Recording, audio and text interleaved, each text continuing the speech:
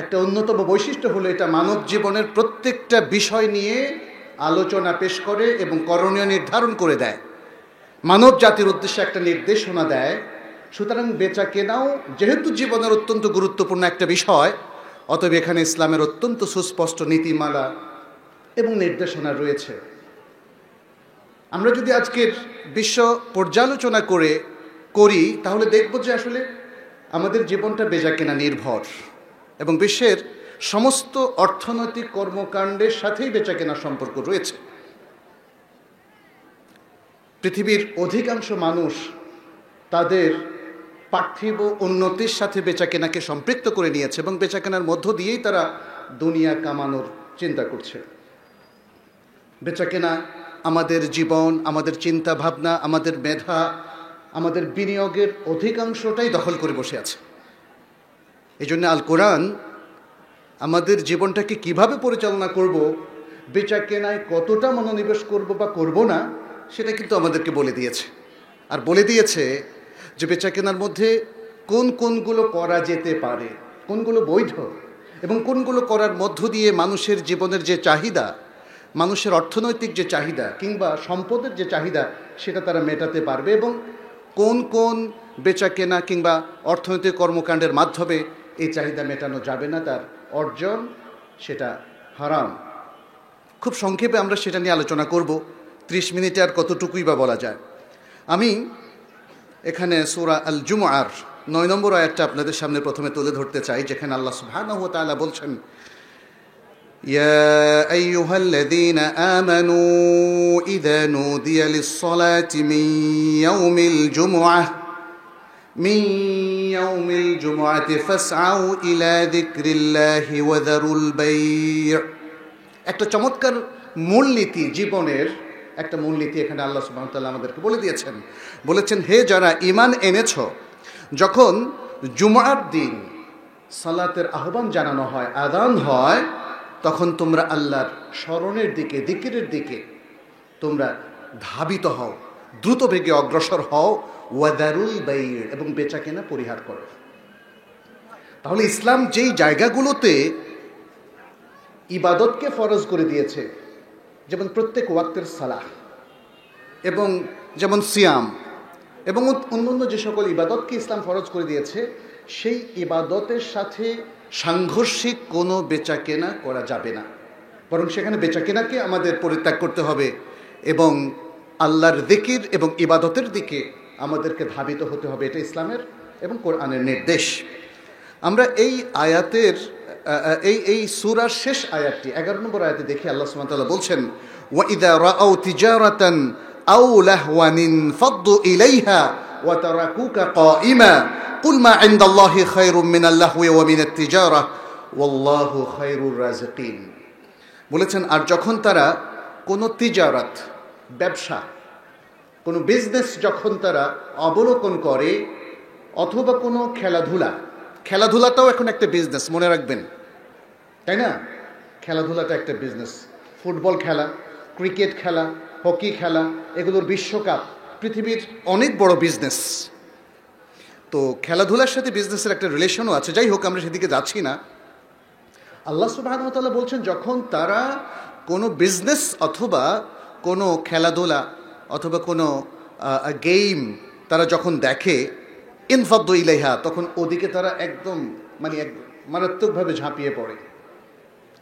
যেমন আমাদের ছেলেপেলেরা এখন ক্রিকেট খেলা দেখার জন্য পাগল, পরীক্ষার পড়া বাদ দিয়ে ক্রিকেট খেলা দেখে, অথবা ফুটবলের ফ্যান। আনফর্চুনেটলি মুসলিম দেশগুলোতে আজকে এই ধরনের কর্মকাণ্ড ব্যাপকভাবে পৃষ্ঠপোষকতা পাচ্ছে, যেগুলোর সাথে আমরা জানি যে অনেক অনৈতিক জিনিসও জড়িত হয়ে পড়ছে।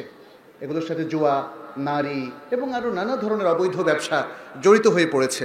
আল্লাহ তাআলা এখানে বলছেন, ইনফাদ্দু ইলাইহা, তারা সেদিকে ঝাঁপিয়ে পড়ে। সেই যুগে অবশ্য মানুষ এত খারাপ জিনিস আর দেখেনি। খেলাধুলা আজকে যে পর্যায়ে পৌঁছেছে, ব্যবসা আজকে যে পর্যায়ে পৌঁছেছে, মানুষ সে যুগে এত খারাপ জিনিস দেখেনি। তারপরও আল্লাহ সমালোচনা করেছেন যে তারা ওদিকে ঝুঁকে পড়ে এবং ওয়া তারাকুকা কাইমা, আপনাকে পরিত্যাগ করে, অর্থাৎ আপনার দিকে মনোনিবেশ না করে তারা খেলাধুলা, তিজারা এবং ব্যবসা বাণিজ্যের দিকে তারা মনোনিবেশ করে। আর আল্লাহ সুবহানাহু ওয়া তাআলা বলছেন, কুল মা ইনদাল্লাহি খাইর, বলে দাও সকল মানুষকে যে আল্লাহর কাছে যা আছে খাইর, এটা উত্তম। কিসের থেকে? মিনাল লাহবি ওয়া মিনাত তিজারা, খেলাধুলা থেকে এবং তিজারত থেকে। এখানে সম্ভবত হয়তো বৈধ খেলাধুলার কথাই বলা হচ্ছে এবং বৈধ তিজারতের কথা বলা হচ্ছে। সেটার চাইতে আল্লাহর যিকির, আল্লাহর ইবাদাহ এবং এগুলোর বিনিময় যেটা আল্লাহর কাছে আছে সেটা অনেক উত্তম। আর আজকে কি হচ্ছে? আজকে আমরা দেখতে পাচ্ছি নানা রকম ব্যবসা যার অধিকাংশই হারাম এবং খেলাধুলা যার অধিকাংশই হারাম, সেগুলো মানুষ মনোনিবেশ করছে এবং আল্লাহর যিকির, সালাত এগুলোকে পরিত্যাগ করছে। আল্লাহ আমাদের সবাইকে হেদায়েত দান করুন, আমিন। আল্লাহ বলছেন, ওয়াল্লাহু খায়রুর রাযিকিন, আল্লাহ সবচেয়ে উত্তম রিজিক দাতা। মানুষ এই তিজারাতের মধ্যে কেন সম্পৃক্ত হয়? দুনিয়ার জন্য, 2 পয়সা কামানোর জন্য। খেলাধুলার মধ্যেও মানুষ কিন্তু সম্পৃক্ত হয় এই পয়সা কড়ি কামানোর জন্য। কারণ আজকাল খেলাধুলা করলে অনেক পয়সা পাওয়া যায়। ক্রিকেটাররা, ফুটবলাররা অনেক টাকা ইনকাম করেন। সেজন্য তারা দিনকে ভুলে যায়, ইবাদতকে ভুলে যায়, আল্লাহর দেওয়া কর্তব্যকে ভুলে যায়। অথচ ওয়াল্লাহু খায়রুর রাযিকিন, আল্লাহই হচ্ছেন সবচেয়ে উত্তম রিজিক দাতা। এই বিষয়গুলো আজকে আমাদের বেচা কেনার সম্পর্কে যখন আমরা আলোচনা করি আমাদের সামনে নিয়ে আসতে হবে এবং তারপর আমাদেরকে ভাবতে হবে, ঠিক আছে, বেচা কেনার মধ্যে অবশ্যই হালাল আছে এবং অবশ্যই হারাম আছে। যেহেতু আল্লাহ সুবহানাহু ওয়া তাআলা সূরা আল বাকারার 275 নম্বর আয়াতে স্পষ্ট করে বলেছেন, ওয়া আহাল্লাল্লাহুল বাইআ ওয়া হাররামার রিবা, আল্লাহ বেচা কেনাকে হালাল করেছেন এবং হারাম করেছেন রিবাকে। অতএব যেহেতু বেচা কেনা হালাল, আজকে আমরা তাতে সম্পৃক্ত হতে কোনো বাধা নেই, কিন্তু আমাদেরকে প্রায়োরিটিতে আসতে হবে যে কখন বেচা কেনাতে সম্পৃক্ত হওয়া যাবে, কখন যাবে না, যার মূলনীতি আমরা একটু আগে আলোচনা করলাম। আমরা এখন একটু সংক্ষেপে আলোচনা করব যে কোন ধরনের বেচা কেনা হালাল এবং তারপরে আলোচনা করব কোন ধরনের বেচা কেনা হারাম। কারণ হারাম বেচা কেনায় কখনোই সম্পৃক্ত হওয়া যাবে না, তা থেকে যে ইনকাম সেটা হারাম হবে। আর হালাল বেচা কেনা, এটার সাথে অনেক কিছু সম্পৃক্ত। হালাল বেচা কেনা, এর মাধ্যমে আমাদের অর্জিত সম্পদ হালাল হবে যদি এর সাথে আমরা আল্লাহর দেয়া বিধান কিংবা তার ইবাদত, তার যিকিরের কোনো সংঘর্ষ না বাধাই। আচ্ছা, বেচা কেনার মধ্যে আমরা দেখি যে কয়েক ধরনের বেচা কেনা সাধারণত ইসলাম হালাল করেছে। এর মধ্যে একটা হচ্ছে পার্টনারশিপ বেচা কেনা। আমি খুব সংক্ষেপে বলছি, যেহেতু সময় খুব কম, দীর্ঘ আলোচনার সুযোগ নেই। এগুলোর এক একটা পয়েন্টের উপর এক একটা সেমিনার, ইন্টারন্যাশনাল সেমিনার হতে পারে। আচ্ছা, প্রথম প্রকার হলো পার্টনারশিপ। এর পদ্ধতিতে, যেটাকে আমরা শরিকানা বলি, শরিক অংশীদারিত্বের ভিত্তিতে বেচা কেনা, এটা দুরকম। একটা হলো মুশারাকা, আরেকটা হলো মুদারাবা। মুশারাকাটা কি? যেমন কয়েকজনে মিলে আমরা একসাথে সমান পরিমাণ অথবা যার পক্ষে যতটুকু সম্ভব একটা রেশিও হারে আমরা টাকা দিলাম, তারপরে একসাথে বিজনেস করলাম। এটা জায়েজ আছে। শর্ত হচ্ছে প্রফিট লস শেয়ারিং হতে হবে। দ্বিতীয় হচ্ছে মুদারাবা হলো এক পক্ষে হলো সাহেবুল মাল, আরেক পক্ষ হলো তিনি পরিশ্রম করবেন। মুদারিব যাকে বলা হয়, সাহেবুল মাল এবং মুদারিব। একজনে ফুল টাকাটা ইনভেস্ট করবেন এবং আরেকজনে তার পরিশ্রমটা ইনভেস্ট করবেন। তাহলে প্রফিটটা এটা শেয়ার হবে তাদের পারস্পরিক চুক্তির ভিত্তিতে। যদি তারা বলে যে যেহেতু আপনি টাকা দিয়েছেন, যেহেতু ফুল পরিশ্রমটা আমি দিচ্ছি, তাহলে যদি 100 টাকা লাভ হয় 50 টাকা আপনার, 50 টাকা আমার, তাহলে এটা হলো মুদারাবা। আচ্ছা, যদি লস হয়, স্বাভাবিকভাবে একজনের পরিশ্রমের লস হবে, আরেকজনের টাকার লসটা হবে। তার মানে হচ্ছে মুদারাবা পদ্ধতিতে যে অংশীদারিত্বের বিজনেস আমরা দেখতে পাচ্ছি, ব্যবসা, এটা খুব সাহেবুল মালের জন্য ঝুঁকিপূর্ণ বেশি। কারণ যদি 100% লস হয়, তাহলে পুরো টাকাটা যাবে সাহেবুল মালের আর অন্য ব্যক্তির যাবে পরিশ্রম। মানুষ টাকা বেশি গেলে সে মনে করে সে বেশি ক্ষতিগ্রস্ত, যদিও উভয় পক্ষই আসলে সমভাবে ক্ষতিগ্রস্ত হয়েছে। তাহলে এই দুটো ব্যবসায়িক চুক্তি হলো আসলে পার্টনারশিপ বিজনেস, যেটাকে আমরা বলি অংশীদারিত্বের ভিত্তিতে। আর যে বিজনেসগুলো এককভাবে জায়েজ, এর মধ্যে আছে সাধারণ বেচা কেনা, যেমন একজন বিক্রেতা আর একজন ক্রেতা, আপনি তাকে মানে একজন প্রস্তাব করলো, যিনি ক্রেতা তিনি প্রস্তাব করলেন যে আমি কিনলাম, আর যিনি বিক্রয় করলেন তিনি বললেন যে আমি বিক্রয় করলাম। এভাবে পৃথিবীর যে কোনো বেচা কেনা সম্পাদিত হবে, এবং এক্ষেত্রে মনে রাখবেন প্রফিটটা জায়েজ আছে। যদি কোনো পণ্যের বেচা কেনা হয় তাহলে প্রফিটটা জায়েজ আছে, কিন্তু আরেকটা জিনিস মনে রাখতে হবে, পণ্যটা যদি হয় টাকা তাহলে এটা বেচা কেনা নয়। টাকা দিয়ে টাকা বেচা কেনা যায় না, স্বর্ণ দিয়ে স্বর্ণ বেচা কেনা করা যাবে না। তবে হয়তো এক্সচেঞ্জ করা যাবে, সেক্ষেত্রে সমজাতীয় একই রকম হলে সমান সমান হতে হবে। মাসালান বেমাসাল, ইয়াদান বেয়াদিন, সমান সমান এবং নগদ হতে হবে। অতএব কেউ যদি টাকার এক্সচেঞ্জটা ইভেন ডলারের সাথে আমাদের বাংলা টাকার এক্সচেঞ্জটাও বাকিতে করে, সেটা জায়েজ হবে না। আজকে আমি আপনাকে $100 দিলাম, বললাম কালকে আমাকে এক্সচেঞ্জটা দেবেন, নো, এটা নগদ হতে হবে। আর যদি একই ডলার দিয়ে ডলারের এক্সচেঞ্জ হয়, কখনো মানুষ করে, সেটা কেন করে সেই প্রশ্নে আমরা যাব না, কিন্তু সেখানে কোনো ধরনের সুদ এবং ঘুষের লেনদেন যাতে না হয় এজন্য শরিয়া নির্ধারণ করে দিয়েছে সমজাতীয় হলে এখানে এক রত্তি পরিমাণও বাড়ানো কমানো যাবে না। এমনকি ভালো মন্দ যদি হয়ে থাকে, যেমন ভালো 1 কেজি খেজুর দিয়ে কেউ যদি 2 কেজি একটু খারাপ ধরনের খেজুর নিতে চায়, শরিয়া সেটাকে অ্যালাউ করে না। আচ্ছা, এটা হলো ব্যক্তিগত পর্যায়ের বেচা কেনা। এটার অনেকগুলো ধরন আছে, যেমন মুদারাবা আছে, মুআজ্জাল আছে, বাইউস সালাম আছে, ইত্যাদি নানা প্রকার আছে। মুরাবাহা, বাইউল মুরাবাহাটা কোনটা? এখানে আপনি যার কাছে বিক্রি করছেন ক্রেতাকে জানিয়ে দিলেন যে আপনি এই যে কলমটা বিক্রি করলেন বা জিনিসটা বিক্রি করলেন, তার মধ্যে কত টাকা আপনার প্রফিট হলো। আপনি 100 টাকায় হয়তো 8 টাকা করে প্রফিট করলেন, এটা জানিয়ে দিলেন। আমরা সাধারণত বাংলাদেশে যেই বেচা কেনায় অভ্যস্ত, তাতে দেখি বিক্রেতা সবসময় লুকায় রাখে কত টাকা সে লাভ করেছে, তাই না? কারণ সে মনে করে যদি ক্রেতা জেনে ফেলে তাহলে সে আরও মূলাবে এবং আমাকে আরও কম দেওয়ার চেষ্টা করবে। বাংলাদেশে অনেক ব্যবসাতে দেখা যায় 200, 300, 500 গুণ পর্যন্ত লাভ করে, এবং এই লোভের কারণে একটা বড় ধরনের দুর্নীতির আমরা সয়লাব দেখতে পাচ্ছি। এখানে ভেজাল মেশানো হয়, এখানে স্টক করে জিনিসের কৃত্রিম দাম বৃদ্ধি করা হয়, এবং নানা ধরনের আসলে ব্যবসায়িক দুর্নীতির এখানে ছড়াছড়ি আমরা দেখতে পাচ্ছি। এটা একমাত্র লোভের কারণে হয়। ইসলাম এগুলো কোনোটাকেই অ্যালাউ করে না। তবে এটাকে অ্যালাউ করে যে ক্রেতার মানে বিক্রেতা বলতে পারবেন যে তিনি কত টাকা বিক্রয় করে লাভ করলেন, যদি তিনি সেটা জানান। কারণ জানানোটা জরুরি নয়, কিন্তু যদি জানান তাহলে এটাকে বলা হয় মুরাবাহা। কত টাকা রিব বা লাভ করলেন সেটা তিনি জানিয়ে দিলেন। আর আরেকটা হচ্ছে বাকিতে বেচা কেনা। ইসলামে কি বাকিতে বেচা কেনা জায়েজ আছে কিনা? হ্যাঁ, জায়েজ আছে। কারণ বাকিতে বেচা কেনা মানুষের মাসলাহাতের জন্য শরিয়া জায়েজ রেখেছে, কিন্তু এক্ষেত্রে বেশ কিছু শর্ত আছে, এগুলো মনে রাখতে হবে। সেটা হলো বাকিতে বেচা কেনার শুরুতে আপনি যে মূল্যটা নির্ধারণ করুন এটা আর বাড়ানো যাবে না। কারণ আপনি 2 মাস পরে শোধ করবেন, তাই না? 2 মাস পরে শোধ করতে পারলেন না, 3 মাস লেগে গেল। এখন কি বলবেন যে 3 মাস যেহেতু লেগে গেল তাহলে আপনি আরও 5% বৃদ্ধি করবেন, এটা কি হবে? সুদ হবে, এটা সুদ হবে। তাহলে এরকম বেশ কিছু নীতিমালা আছে। তারপরে আপনি বাকিতে বেচা কেনা করলে কবে আপনি টাকাটা ফেরত দিবেন সেটা আপনাকে বলতে হবে। আর যদি আপনি অ্যালাউ করেন যে আপনার সুযোগ মতো দেবেন, সেটাও জায়েজ আছে। এটা বাকিতে বেচা কেনার ক্ষেত্রে মূল্য কখন পরিশোধ করবে, এটা বিক্রেতার পক্ষ থেকে একটা উদারতা হলো, এবং এই উদারতার কারণে কোনো অস্পষ্টতা থাকলো না।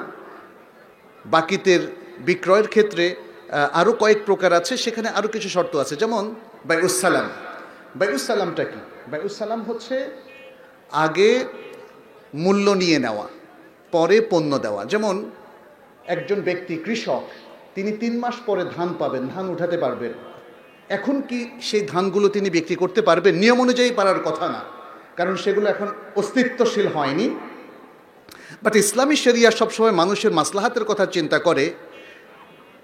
রাসূলুল্লাহ সাল্লাল্লাহু আলাইহি ওয়াসাল্লামের হাদিস দ্বারা এই ধরনের বেচা কেনা জায়েজ। যদি আমরা হাদিসটা না পেতাম বলতাম যে এটা জায়েজ নাই, কারণ ধান তো এখনো আসেই নাই, ফসল এখনো উঠেই নাই। তাহলে কিভাবে সে এমন জিনিস বিক্রি করে যে জিনিসের অস্তিত্ব নাই? এটা হলো বাইউস সালাম, যে আমরা সাধারণত জানি তিনি ধান পাবেন, ধান করে থাকেন প্রতি বছর 10 মণ ধান তিনি আমার কাছে অগ্রিম মূল্যে বিক্রি করলেন, আমি অগ্রিম মূল্যটা পুরোটাই শোধ করে দিলাম। এবং এই ক্ষেত্রে আমাকে নির্ধারণ করতে হবে যে কত মণ, প্রত্যেক মণের কত দাম, এবং কবে তিনি এই ধানগুলো আমার কাছে পৌঁছাবেন। মান আসলাফা ফি শাইইন ফালিয়ুসলিফ ফি কাইলিন মা'লুম ইলা আজালিন মা'লুম, রাসূল সাল্লাল্লাহু আলাইহি ওয়াসাল্লামের হাদিসে স্পষ্ট করে দিয়েছে। তাহলে এইভাবে বেচাকেনাটা জায়েজ, কিন্তু তাকে পরিমাণটা ঠিক করতে হবে, মূল্যটা ঠিক করতে হবে, আর সময়টা তাকে ঠিক করতে হবে। এটা বাইউস সালাম। বাইউত তাকসিদ, এটা হলো কিস্তিতে বিক্রয় করা। এটা নিয়ে আমাদের অনেকের কনফিউশন। ইসলামিক কিস্তিতে বিক্রয় করা জায়েজ। এটা আসলে বাকিতে বিক্রয়েরই একটা প্রকার। সেটা হচ্ছে বাকিতেই বিক্রয় করলাম, দামও ঠিক হয়ে গেল, কিন্তু তারপরে কি হলো, আমি কয়েকটা কিস্তিতে টাকাটা শোধ করলাম। ইসলামী শরিয়ার সাথে এটা কোনো মতেই সাংঘর্ষিক না। তাহলে আমি একজন ব্যক্তির কাছে একটা জিনিস বিক্রি করলাম, 12 মাসে সে শোধ করবে, প্রতি মাসে 10,000 টাকা করে, 1,20,000 টাকা সে আমাকে 1 বছরে দেবে। আচ্ছা, এখন যদি 2-3টা কিস্তি সে মিস করে, তাহলে কি আমি তার উপর কোনো কিছু আরোপ করতে পারবো? না, পারবো না। যদি করি সেটা সুদ হবে, কারণ আমাদের মূল্য নির্ধারণ হয়ে গেছে। আচ্ছা, এখন যদি ব্যাপারটা এমন হয় তিনি কিস্তি শোধ করতে পারছেন না, কারণ তার অক্ষমতার কারণে, তাহলে কোরআন বলছে ওয়াইন কানা যু উসরাতিন ফানাযিরাতুন ইলা মাইসারা, কঠিন পরিস্থিতিতে বাস্তবিকই যদি কেউ পড়ে যান, তাকে আমাদেরকে কিছু সময় অবকাশ দিতে হবে, বলতে হবে যে ঠিক আছে, আপনি অক্ষম হয়েছেন, আপনাকে কিছু সময় বাড়িয়ে দেওয়া হলো এবং এর বিনিময়ে কিছু দিতে হবে না। আর যদি তিনি টালবাহানা করেন, ইচ্ছে করে, ধনী মানুষ, দিতে পারেন কিন্তু তিনি কিস্তি শোধ করছেন না, তিনি বিক্রেতাকে একটু ঠকাতে চাচ্ছেন, বা বিক্রেতার উপরে একটা প্রেশার কিংবা তার ক্ষমতা আছে সেই জন্যে তিনি সে কাজটি করতে চাচ্ছেন, তাহলে এক্ষেত্রে রাসূল সাল্লাল্লাহু আলাইহি ওয়াসাল্লাম জানিয়ে দিয়েছেন মাতলুল গানিয়ে যুলমুন, মাতলুল গানিয়ে যুলমুন, যে ব্যক্তি সচ্ছল ধনী তার এই টালবাহানাটা একটা যুলুম, ফলে তাকে শাস্তি দেওয়া যাবে। তাহলে মুসলিম প্রশাসন তাকে শাস্তি দিতে পারে, তার উপর যে কোনো ধরনের শাস্তি আরোপ হতে পারে। যাই হোক, এগুলো হলো প্রধানতম কিছু বৈধ বেচাকেনা। আমরা আধুনিক বেচাকেনার আরও অনেকগুলো পদ্ধতি আছে। আমি আশা করব যে এই প্রতিষ্ঠানের পক্ষ থেকে সেরকম একটা কনফারেন্সও আলাদা করা যেতে পারে, যেখানে শুধু বেচাকেনামূলক আলোচনাই হবে সারাদিন। কারণ আধুনিক বেচাকেনার মধ্যে আপনারা জানেন যে ই-কমার্স চলে এসছে এবং অনলাইন বেচাকেনা চালু হচ্ছে, তাই না? অনলাইন বেচাকেনার আগের সে বেচাকেনা কি একরকম বলেন তো? আপনি অনলাইনে অর্ডার দিলেন, কোনো কথাই হচ্ছে না, বাট অর্ডারটা নেওয়া হচ্ছে, ইত্যাদি ইত্যাদি আরও অনেকগুলো বিষয় যার খুঁটিনাটি নিয়ে আলোচনা হতে পারে। আমি এখন চলে যাব, যেহেতু সময় আমার আর কয়েক মিনিট বাকি আছে, যে কোন কোন বেচাকেনা হারাম, কোন কোন বেচাকেনা হারাম এবং মানে কি কারণে হারাম ইত্যাদি বিষয়গুলো। প্রথমে আমরা দেখতে পাচ্ছি যে ইসলাম অনেকগুলো জিনিসকে, বস্তুকে হারাম করেছে। যেমন কি হারাম করেছে? মদকে হারাম করেছে, তারপরে মাদককে হারাম করেছে, মৃত লাশকে হারাম করেছে খাওয়া, এবং শুকরজাত জিনিসকে হারাম করেছে, মূর্তি এবং মূর্তির যে সমস্ত স্কাল্পচার আছে এগুলোকে হারাম করেছে। অতএব এগুলো প্রডিউস করা একটা মূলনীতি, যেই জিনিসগুলো ইসলামে হারাম, কনজিউম করা, রাখা, ইক্তেনা করা, বাসায় রাখা, শোপিস হিসাবে রাখা, যেভাবেই হোক না কেন, যে কোনো ফরম্যাটে যে জিনিসটা হারাম, সেই জিনিসটা প্রডিউস করা হারাম, সেই জিনিসটা বিক্রি করা হারাম, সেই জিনিসটা কেনা হারাম।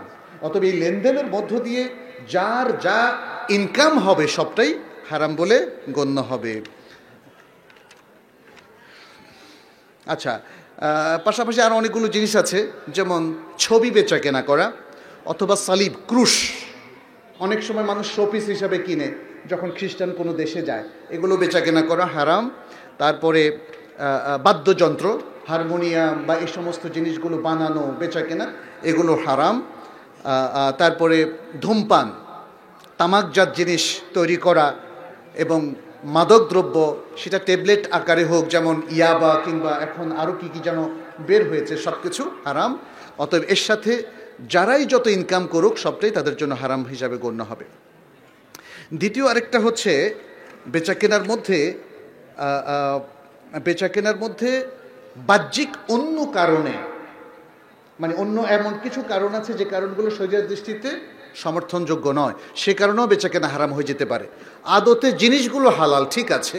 যেমন চাল, আপনি চাল বিক্রি করবেন, একজন ব্যক্তির সাথে চুক্তি করলেন যে ভাই আপনার কাছে আমি চাল বিক্রি করবো, সে বললো যে ইয়াস ঠিক আছে, আচ্ছা কত কেজি, যত কেজি আপনি দিতে পারেন, কবে দিবেন দাম, যখন ইচ্ছা, কত টাকা, মানে তাহলে সব কিছু কি হলো এখানে অস্পষ্ট হয়ে গেল। পরিমাণ স্পষ্ট, প্রত্যেক কেজির দাম কত সেটা স্পষ্ট, বা কোনো একটা জিনিস স্পষ্ট। তাহলে এই অস্পষ্ট, এটাকে বলা হয় জাহালা।